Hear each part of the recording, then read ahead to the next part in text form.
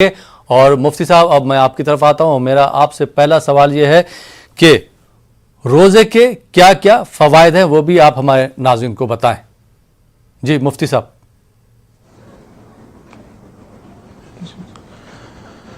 السلام علیکم ورحمۃ اللہ وبرکاتہ. الحمد للہ رب العالمین والصلاة والسلام علی اشرف الانبیاء والمرسلین وعلی آلہ واصحابہ اجمعین.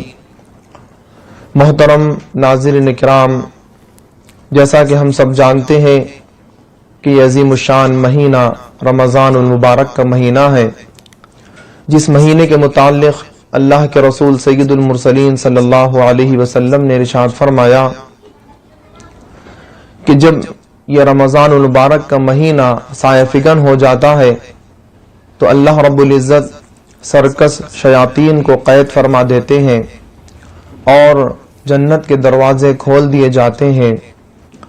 پھر اللہ کے رسول سید المرسلین صلی اللہ علیہ وسلم روزے کی افادیت کے بارے میں فرماتے ہیں کہ روزہ ڈھال ہے. جس طرح ڈھال دشمن کے وار سے انسان کو بچاتا ہے، اسی طرح روزے کی وجہ سے انسان شیطان کے مکر و فریب سے محفوظ رہتا ہے. اور پھر اللہ کے رسول سید المرسلین صلی اللہ علیہ وسلم اس کے اجر کے بارے میں فرماتے ہیں الصوم لی وانا اجزی بہ. اللہ کے رسول صلی اللہ علیہ وسلم فرماتے ہیں کہ اللہ رب العزت نے فرمایا کہ روزہ میرے لیے ہے اور میں ہی اس کا بدلہ ہوں. یہاں پر ایک چھوٹی سی وضاحت میں کرنا چاہوں گا. انسان کا وجود تین چیزوں پر ہے. ایک انسان کا بدن ہے، دوسری انسان کی روح ہے اور تیسرا نفس ہے.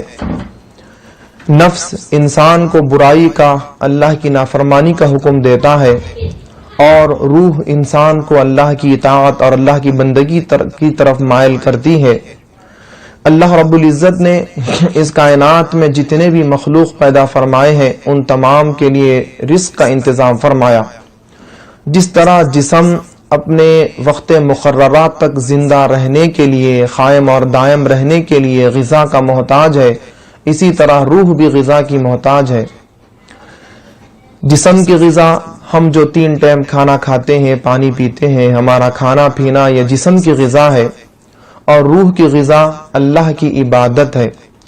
نماز، روزہ، زکوٰۃ، حج، کار خیر کے کام، یہ ساری کی ساری چیزیں جو اعمال صالحہ ہیں یہ روح کی غذا ہیں. اور اللہ کی نافرمانی اور اللہ کی نافرمانی اور معصیت کے گناہ کرنا یہ نفس کی غذا ہے. روزے کی وجہ سے انسان کی روحانیت طاقتور ہوتی ہے. جب انسان کی روح طاقتور ہوتی ہے تو پھر روزہ ہمارے لیے ڈھال بنتا ہے. جس طرح ہم رمضان المبارک میں دن بھر صبح صادق سے لے کے غروب آفتاب تک حلال، پاکیزہ اور طیب چیزوں سے اپنے آپ کو اللہ کو راضی کرنے کے لیے بچاتے ہیں، اسی طرح انسان اپنے آپ کو روحانیت طاقتور ہونے کی وجہ سے ہر وہ کام جو اللہ کو ناراض کرنے والا ہے، ہر وہ کام جس میں اللہ کی ناراضگی ہے، اللہ نے جس سے بچنے کا حکم دیا، اس کام کو اختیار کرنا انسان کے لیے آسان ہو جاتا ہے.